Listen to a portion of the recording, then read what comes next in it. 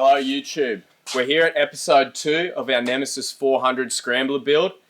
After last week, the teardown and getting everything prepped to start building this bike back up, we're moving on to the headlight and the front fender. I feel like it's important on these kind of things to work methodically from one end of the bike to the other. Doesn't matter really where you start, but starting one thing and then moving on to the other tends to get a bit lost. So we're going to be focusing on the front end of the bike this week. I'm about to jump in headfirst into fabrication on the aluminium number plate / light plate that we're going to put on the front of this thing.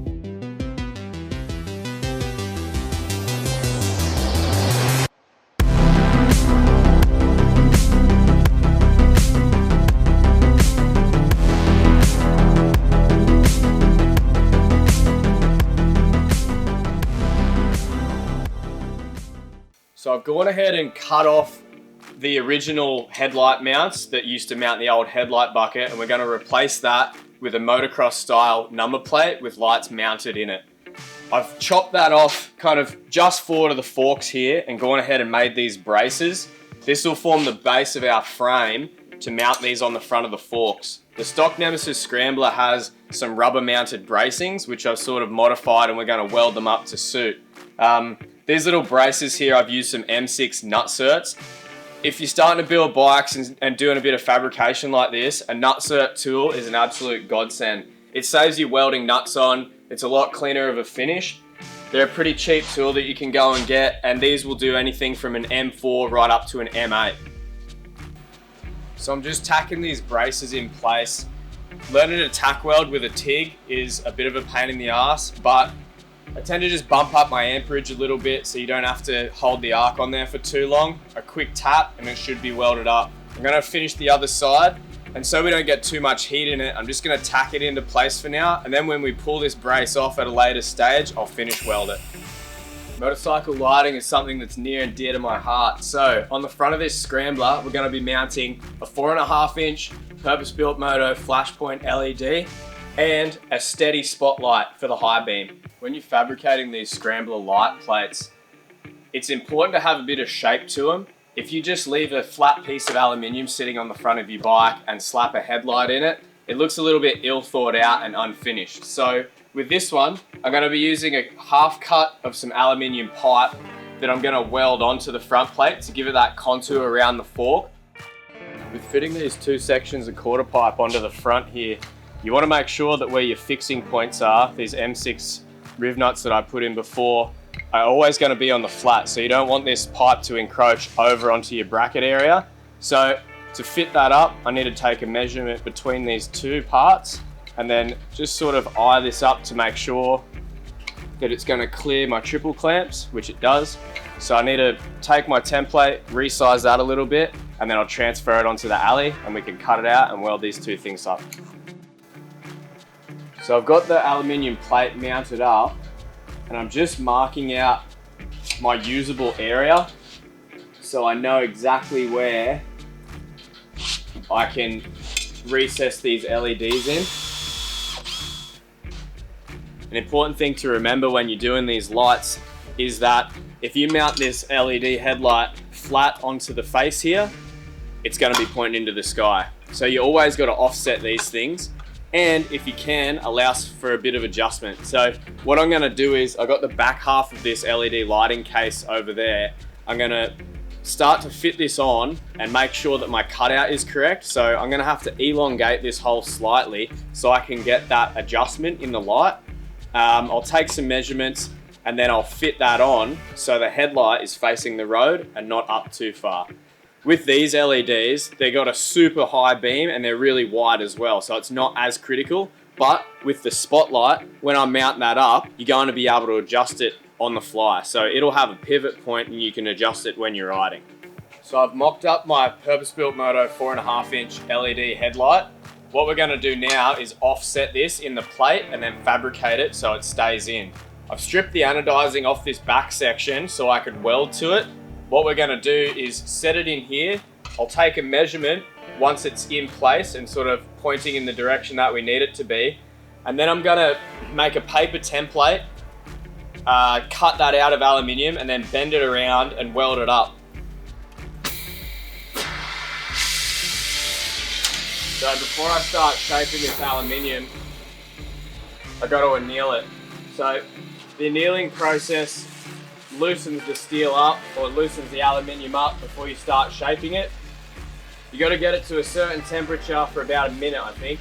So a trick that I was taught a while ago was to heat the aluminium and scribble some marker pen on it before you do. Once that marker pen burns off and disappears, that's when you know you got it to the right temperature. Oh, oh, oh, oh, oh! Yes! Fuck, you wouldn't read about that.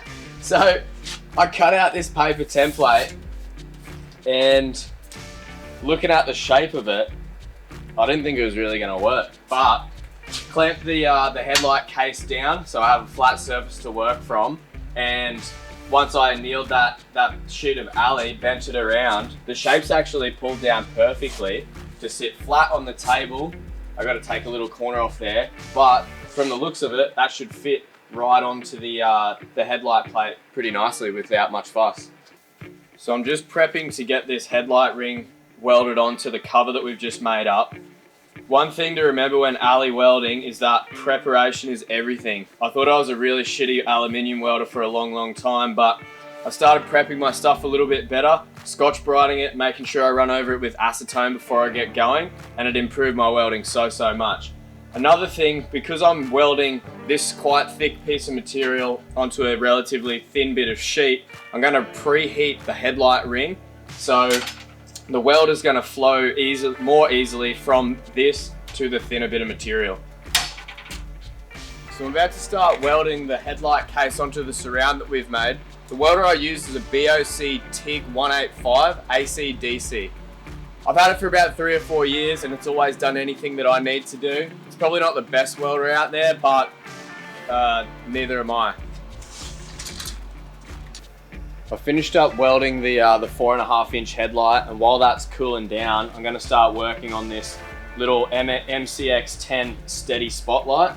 So this has a pivot point that's on the back, which I'll show you later, but I just got to make sure and size up that I'm going to be able to pivot this to point where I want it, and that we're going to have enough room in the back to fit it in as well.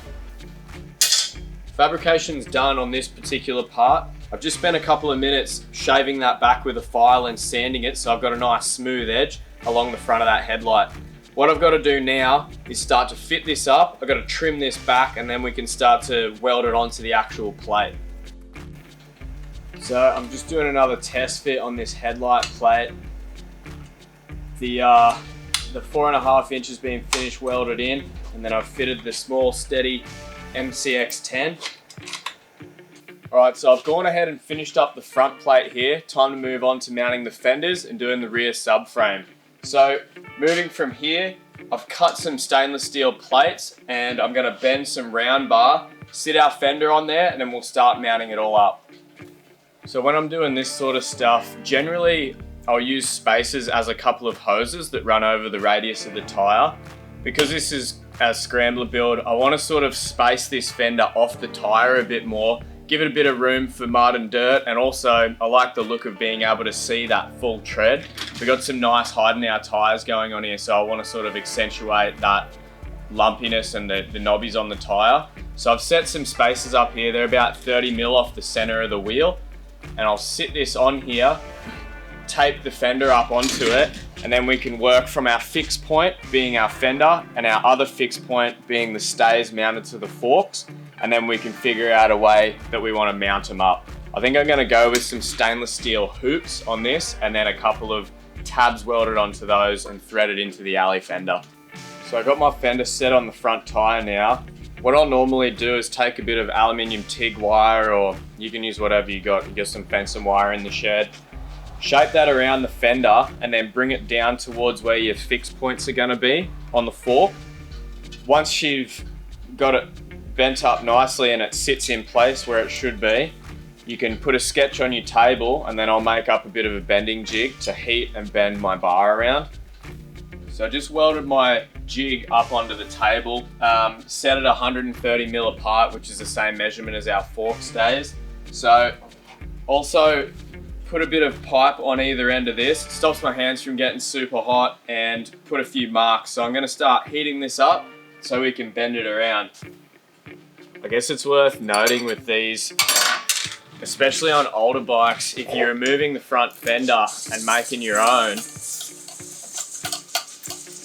it's the old front fenders sometimes have a lot of strength built into them, which give you a lot of stability on the front end. So if you take the old fender off and replace it with something flimsy just to have a fender mounted there, you can get a lot of wobble in your steering and a lot of play within your forks. So I guess just be careful. When you're pulling them apart, you can look at your old fender. If it looks like it's got bracing built in when it comes to mounting your new stuff, make sure that you do as good, if not better, of a job at making that fender stay and tying the bottom of the fork legs together. I've just finished tacking up the fender stays. Before I rip it off the bike and finish weld it though, I'm going to take a few marks and put on my fender so I know where to drill the holes for the mounting points. Once I get this thing off, I'll show you a little trick that I use to make sure you can mount the fender without using any nuts up underneath. It's a pain in the ass to have to do it if you need kind of tools shoved up under the wheel if ever you have to take the fender off. So I worked out a bit of a way to avoid that, and I'll show you how to do it in a sec. So I'm just prepping this fender up to start welding it. What I'm going to do is put some extra bracing underneath where I've welded the fender stays. So you've got 3mm aluminium in the material and another 2.5 here. Once I weld that together, instead of having a nut underneath the fender, I just drill and tap this, and then the screw from the top threads directly into it. I've never had any issues with it doing it this way, and it just makes it easier getting the fenders on and off. You don't have to worry about getting tools up underneath the tire. So I'm going to finish prepping this, weld these tabs on, and then tap it. So the front fender's all done, mounted. I'm about to throw the new Gazzy rear suspension on, but as I'm starting to visualize this bike, these knee pads are giving me the shits. So the easiest way to take these off is obviously make sure your tank's empty of fuel. We've emptied this and neutralized it a couple of weeks ago. So heat these up, get them to a temperature where it's a little bit too hot to touch, and they should peel off. The same goes for your late model Triumph Bonnevilles and most other tank badges as well. A bit of heat and they'll peel off. If there's anything sticky left, a bit of kerosene will take it right off. I've lost track of how many times I've had guys come in and bring me bikes with cheap shocks on them. If there's anything that you shouldn't cheap out on a bike build, it's shock absorbers and brakes. So these Gazzy sport lights that I have here run about $500 or $600 for a pair. They're made to order on your bike by a Brisbane-based company. I've always found these guys super helpful. So if you're in the market for some shocks, I definitely recommend you hit them up and see what they have to offer for your particular bike. So just finished fitting up the Gazzy shocks on the rear. We put an extra 30mm on these because this thing is being built for off-road. So I feel like it's important before you start building the subframe to make sure your suspension's set, because if you build it and then jack the bike up 30mm, it's probably going to look all out of whack. Same goes for lowering your bike. So now that that's whacked on, I'm going to tear the paint off this frame here and show you guys what. For this rear subframe, we're going with a bit of a different approach. So the stock frame has bracing across in between the rear shocks. Whatever else is out here is just to support the seat and a little rear fender. So I've made up some slugs on the lathe that are going to fit inside the frame, and then I've spent up some stainless steel bar using the same method as I did with the front fender, and this is going to slot in there. This is going to support our fender with another mount back here, and we're also going to build in a grab rail. The idea on this bike that I've started to develop is a 60s style desert sled. So we're going with the exposed aluminium fenders with a brake light on the back, a nice high seat, and with a bit of a break in between where the seat stops and the frame starts. So you'll see this start to come together over the next little while when I'm fabricating this. We're going to add a little grab rail on the back too. Tapping the final thread on this rear fender, getting ready to mount it up. I use the same trick as the front fender with welding the extra aluminium underneath on the rear here, because it's sort of visible, but on the back it's sort of all tucked away. So I just use a quick nutsert tool and popped a 6mm nutsert in there. So this will be the last thing I have to do before mounting the rear fender up. Next job on this will be mounting the brake lights, doing the tail lights and all that sort of stuff, but I'm looking forward to chucking this on and seeing just how it looks. I'm interested to see how this desert sled style comes out. I've never really put this twist on a Scrambler before. I remember when I first saw this sort of bike, I was an apprentice electrician and I was working at the place of an old BSA collector, and he had one sitting up in the roof of his shed. It was a single cylinder, had sort of like a high exhaust, but the exhaust went over the gearbox case and then sort of spat out the side. And I remember thinking like, oh, that sort of has all the points of my sort of motocross bike. It was set high with knobby tyres, and I'd never seen a vintage bike that looked like that before. So I've been sort of stewing on it for a while, and a lot of the bikes that I do take a bit more of a modern twist, like the XT250 Scrambler I did just looks like a bit of a motocross bike with lights. But at this stage of the build, I'm looking forward to sort of stepping back, having a beer and thinking about some things further, because at this point, all the bones are there, and pretty much we've just got to sort of style this thing out properly and start making it a little bit more functional from here. That's episode 2 of the Nemesis Scrambler project, knocked on the head. We managed to finish the tail section up, mount the front fender, and do the front headlights as well. From here, I'm going to sit down and have a beer, think about the exhaust fabrication, and then we're going to swap the tyres out and do the handlebars as well. Hit the like button and make sure you subscribe so you don't miss any of our future episodes.